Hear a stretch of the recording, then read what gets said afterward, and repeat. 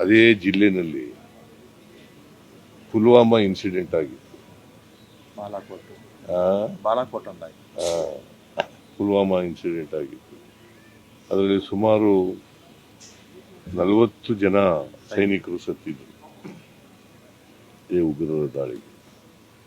ಮತ್ತೆ ಅಲ್ಲೇ ಮರುಕಳಿಸಿದೆ. ಇನ್ನೊಂದು ಸಾರಿ ಮರುಕಳಿಸ್ತೇನೆ ಅಂತ ನೋಡ್ಕೋಬೇಕು. ಅವ್ರು ಎಲ್ಲೇ ಇರಲಿ ಉಗ್ರರು, ಅವರನ್ನ ಪತ್ತೆ ಹಚ್ಚಿ ದೇಶದಲ್ಲೇ ಅವ್ರನ್ನ ಇರಬಾರ್ದು. ಅವ್ರು ದೇಶದಲ್ಲಿ ನಮ್ಮ ದೇಶದಲ್ಲಿ ಇರಬಾರ್ದು.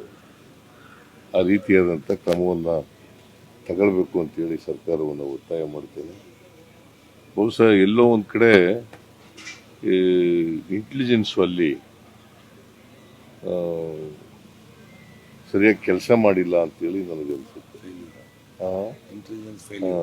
ಇದು ಇಂಟೆಲಿಜೆನ್ಸ್ ಫೇಲ್ಯೂರ್ ಕೂಡ ಇದೆ ಅಂತಕ್ಕಂಥದ್ದನ್ನು ಹೇಳಲಿಕ್ಕೆ ಬಯಸ್ತೇನೆ. ನಮ್ಮ ಸರ್ಕಾರ ಈಗ ಇಬ್ರು ಸತ್ತಿದ್ದಾರೆ. ಇನ್ನೊಬ್ರು ಆಂಧ್ರದವರು, ಅವರು ಇಲ್ಲೇ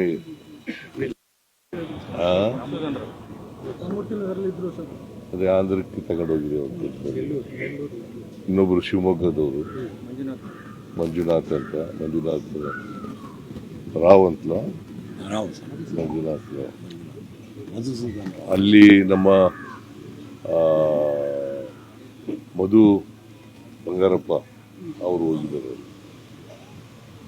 ಶಿವಮೊಗ್ಗದಲ್ಲಿ. ಅವ್ರ ಮನೆಗೆ ಹೋಗಿ ನಿನ್ನೆ ಎಲ್ಲ ಭೇಟಿ ಮಾಡಿದ್ದಾರೆ. ಇವತ್ತು ಹೋಗ್ತಾರೆ, ಅಲ್ಲೇ ಇರ್ತಾರೆ. ಸೊ ಇದು ಮತ್ತೆ ಕೇಂದ್ರ ಸರ್ಕಾರ ಈಗ ಕೆಲವು ಕ್ರಮಗಳನ್ನು ತಗೊಂಡಿದೆ. ಮತ್ತೆ ಇನ್ನೊಂದು ಸಾರಿ ಈ ಉಗ್ರರ ಅಟ್ಟಹಾಸ ಮರುಕಳಿಸದಂತೆ ನೋಡ್ಕೊಳ್ತಕ್ಕಂಥದ್ದು ಅವರ ಜವಾಬ್ದಾರಿ. ನಾವೆಲ್ಲರೂ ಎಲ್ಲ ಸಹಾಯವನ್ನು ಬೆಂಬಲವನ್ನು ಕೊಡ್ತೇವೆ.